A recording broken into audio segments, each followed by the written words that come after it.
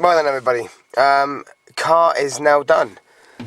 It is all complete. Yeah, that's just a little wet patch where I found there's see that little mark there? I struggled to get it out when I actually cleaned the chair. And I went to take pictures and it actually showed up pretty badly. So yeah, it doesn't actually show up in pictures. If I can, I will try and get these pictures in this video so you guys can see the finished product as I've taken these pictures and what I'm advertising the car with picture wise I'm talking about. Yep, so everything is done. I just got some sticky mess off the windscreen. I don't know what it was, something was stuck up there.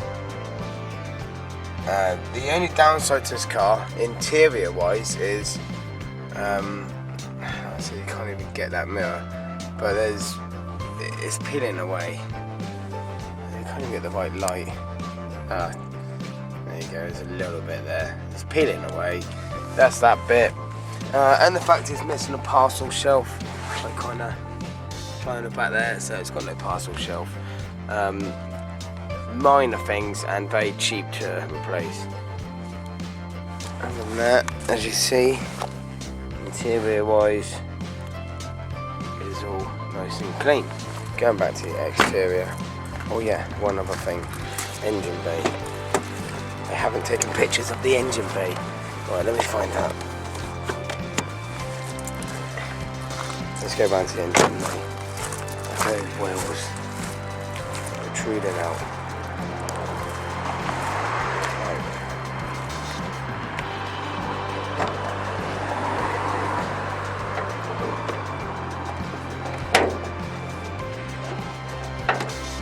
A bit difficult trying to do it one-handed. Right. It ain't easy trying to do that one-handed. Right. There you go. And I just realised something. This thing is supposed to come out when you release the bonnet. It doesn't. Just noticed that.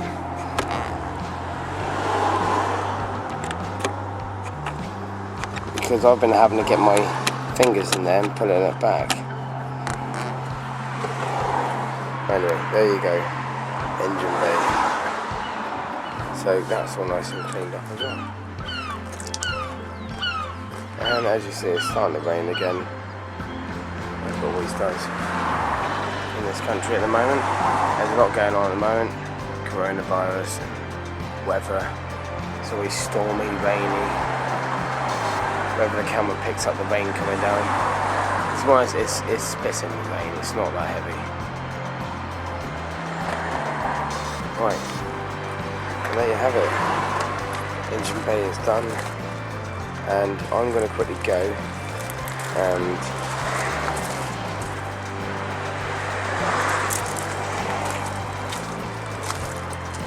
get the camera and take some pictures of the engine bay before it gets wet. The rain is starting to come down now. Guys, there you have it. Hello everyone, welcome back to the final part of the Megane project.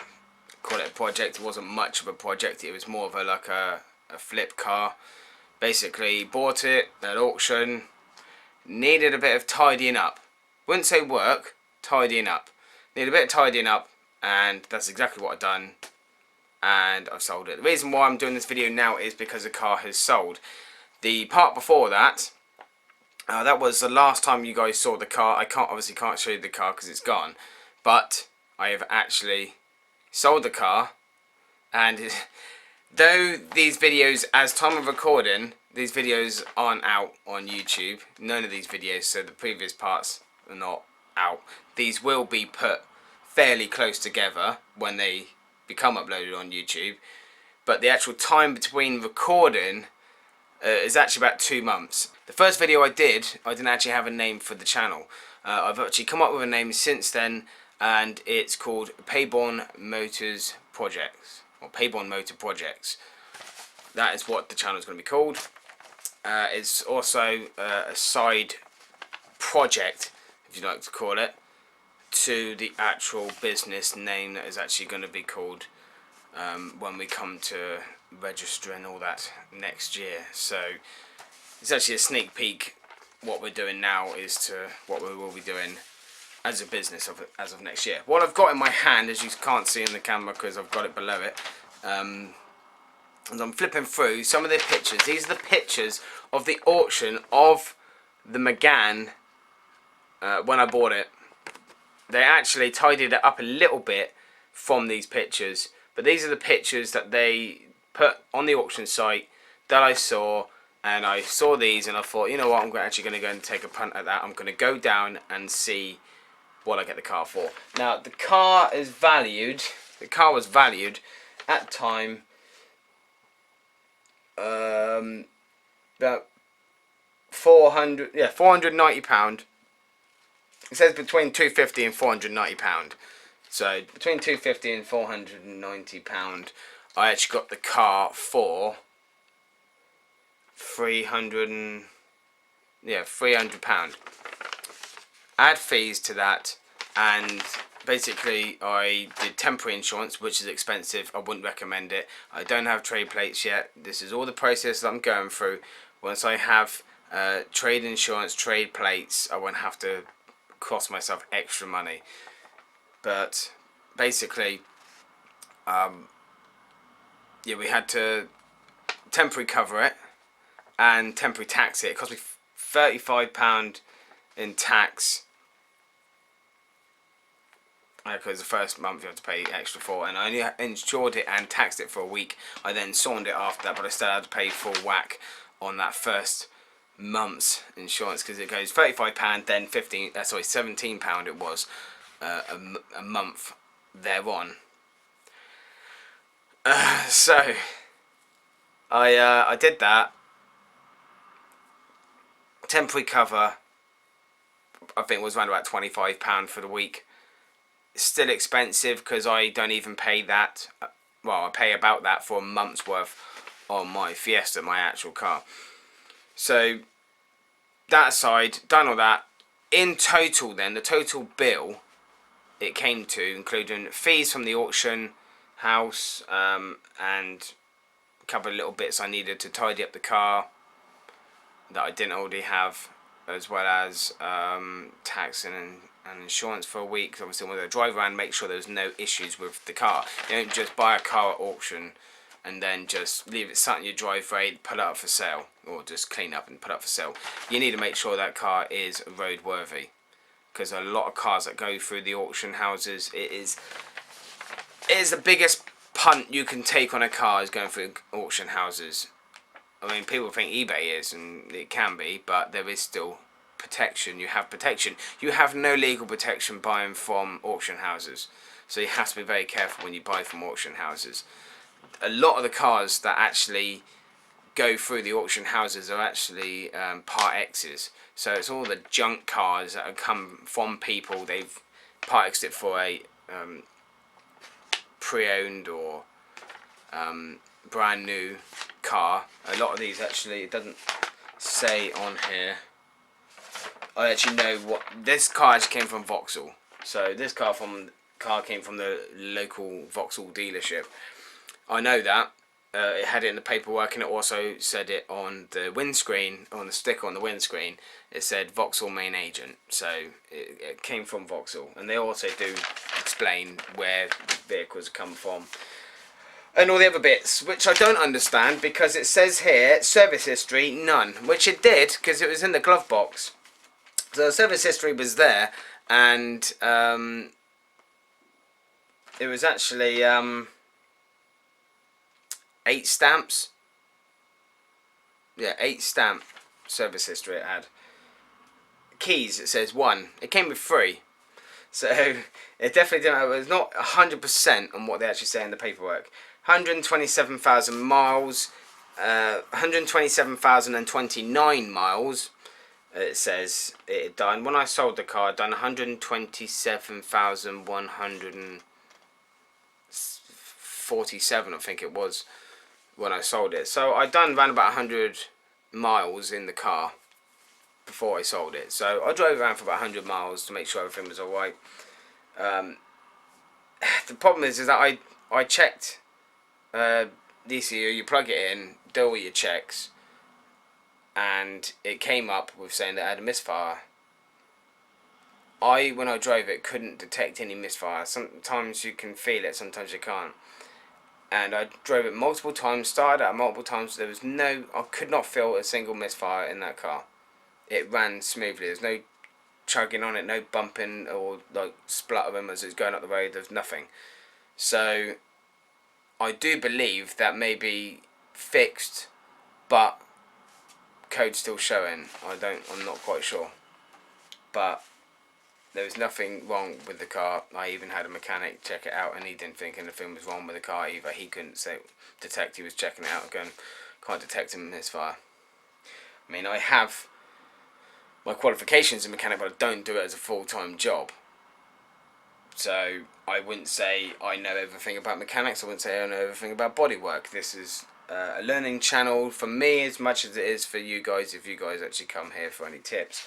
I might even have some professionals that actually come here and then might put in the comments and go, look, it's wrong, you should have done this, that and that, which is fine.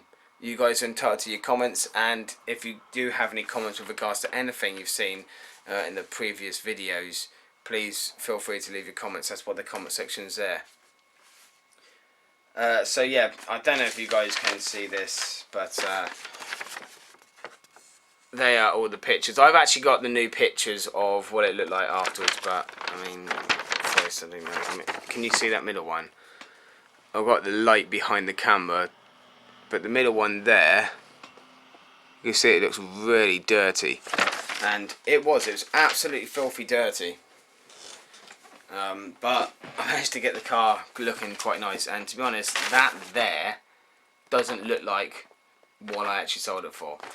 And onto this bit, what I actually sold the car for. Well, these were the costs. In total, I actually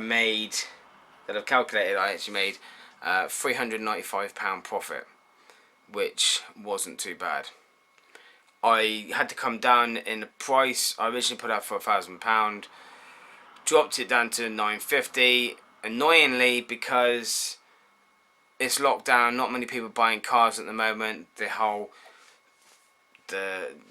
economy at the moment is not looking too good, and sales of cars have dropped quite dramatically. Pre-owned cars or used cars, not too bad. New cars definitely have. It's come pretty much to a whole shutdown.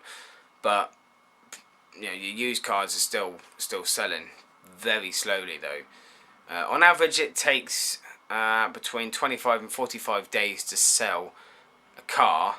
It actually took me about 56 days to sell that car, so it's a bit over average.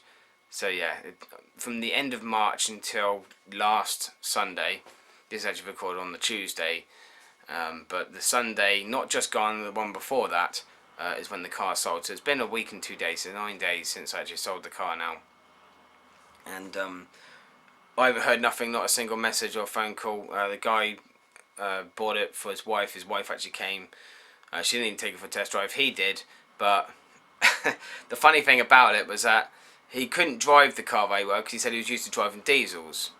I mean, I understand the diesels drive slightly bit different, but not drastically. But he struggled to drive it. He was like jumping it a little bit, and it was chugging. Well, you know when someone's like not doing the clutch properly, and it's kind of like jumping a little bit when he's pulling away, and that's exactly what he was doing, and he was blaming himself. And I was going to say, well, you can't blame the car, mate, because I definitely know it does not do that. If he thought for a minute that it was definitely the car, I would have said, jump out, I'll drive it. Naughtily, yes, we are in lockdown, and someone's come round and took it for a test drive, and I've jumped in the car with them, and I had the windows down, but it was literally up and down the road, 2 minutes, 2-3 minutes, something like that, and that was it. It was done.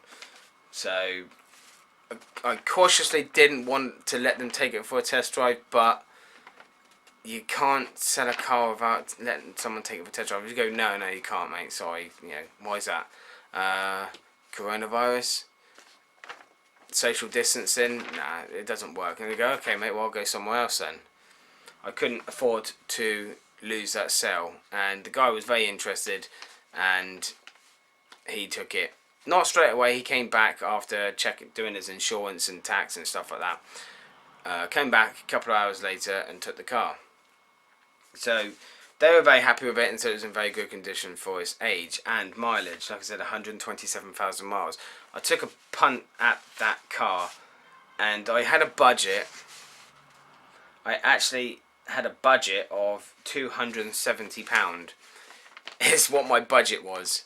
The auction started at 150, and yeah, it was different around. It was like 150, then 160. It quite shot up to 200 quite quickly, and I was like, my God, I need to get in there. And I didn't jump in there till the car got to about 250. Started slowing down near my limit at 250. Well, sorry, my limit was 270, but got to about 250, and it was like going once, and I went, yeah, I'll have it. So 250, 260. And then someone else jumped in, and then it was like backwards and forwards between me and him, and I was like, no. And because my bid was 260, it was going up in tens. Obviously, my bid was going to be even, so he went 270, which was my limit. I was like, oh. So I went for 280, 10 above the limit. He went 290, and I was like, oh my God. Okay, I'll round it up to 300, and then I'm done. If it goes to 300, if I don't get it at 300. I'll just leave it at that. And I went 300, and the guy backed out, and I won the car. So £30 above my maximum that I was actually going to bid on the car, but at the end of the day, £395 profit is not bad. And I spent, like I said, £300. The car owed me £417 in total, including everything. So £417 is what I paid for everything. You know, fees and tax and insurance for a week. I always put that into the cost as well, so I need to recuperate those costs. £417 what the car owed me, and yeah, £395 profit. I say £395. The car sold for £835. So I rounded that up to 820. Sorry, 420. I was going to say, that's why I paused a minute. Then I said that, and I was like, that doesn't make sense. 420. So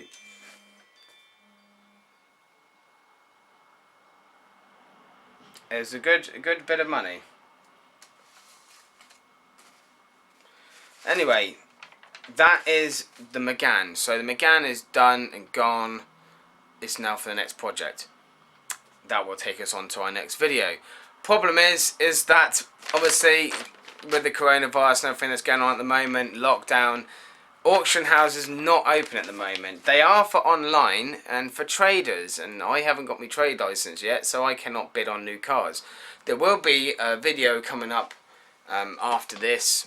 Whether I would have a car by the time this channel launches, I'm not 100% sure, but this is one of the reasons why I haven't yet launched the channel as of this has been recorded.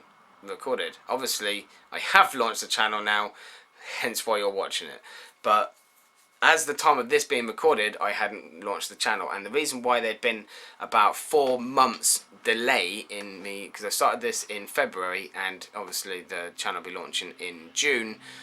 4 months between when I got the car on 18th of February and when the channel was actually launched, is because obviously the coronavirus. I'm struggling to get my next project in, so I do not want to do this project, release about 3 or 4 videos, however this is going to spread out by, and then realise that I've got no project next to work on. It's going to be about 4 months before the next video comes up, because anyone that does subscribe between those videos would have gone by the time I actually get another video out. So that's why I've decided to hold on until I start another project and then release the channel. So the next couple of videos might be a bit boring, I do apologise, But the next video will be the announcement of a new project that we will have at the time. Obviously, I haven't got anything at the moment at the time of recording, but between when I choose my next project or look for a new project and getting that project, it will be spread out across weeks, but then obviously compiled into one video for you guys. So yeah, everything's done and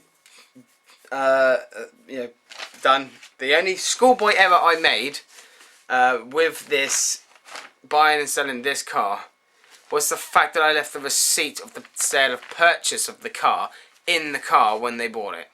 I was adamant that I took the receipt out and put it in this room, but I cannot find it anywhere, and I've got a feeling I left it in the glove box. So they're going to go and have a look and go, what? £300? You paid £300 for it? I just paid bloody 835 quid for it. So, yeah, I mean, 850 was the lowest I was going to go. So they went 825. Obviously you would. Because he said 800. He said 800, and then I said, no, 850. And his wife said 825. That's dead on in the middle. And I go, well, my lowest was 850. So if you go 10 more, 835, then you can have it. And they did. So that's why I went 835. Nicely set up the camera there so it kind of covers up my hair, because as we're in lockdown I haven't had a haircut and my hair doesn't normally get this long. It's normally like on a 2 on the sides and it's a bit mad. So I think we're all in the same boat at the moment, where all the hairdressers are shut, and a lot of that is going on in the world right now, and no one can get themselves a haircut, and I'm exactly like that right now. So I've actually chosen to be on the camera. Actually, I don't think it actually looks too bad on the camera, but trust me, if you saw me in real life, it does look a mess. I do look a bit of a scruff as well. But yeah, that being said, that is it for Project Megane Extreme. There's loads of Meganes out there, so I call it Megane Extreme Project. I will be back for another project. I'm also, in the next video, going to go through cars that I'm looking at and go through what cars to get or what cars to look out for if you're going to an auction house. There's been cars that I've actually bought as my personal cars that I've actually kept for like over a year as a daily driver from auction houses, and it's been pretty good. There was one that I bought in 2004, which was a Peugeot 306 diesel. Fair enough, it had 210,000 miles on it when I bought it, and I bought it for £900. Yeah, but it was 2004. I mean, the car was a 1998 model. Now, 2004, it was only 6 years old, so it's not actually that old. It was only a 6-year-old car, but it was an ex-security car. And I had it for nearly a year when the cam belt snapped. Stupidly, I forgot to get the cam belt changed. With 210,000 miles, with no history of anything or any work that had been done on the car, get your cam belt done straight away. If you've got no receipt or proof of a cam belt being done, that is the first thing to get done when you buy a car. If the owner cannot tell you when the cam belt was last changed, it's normally I think it's 60,000 miles in 6 years or 5 years, something like that.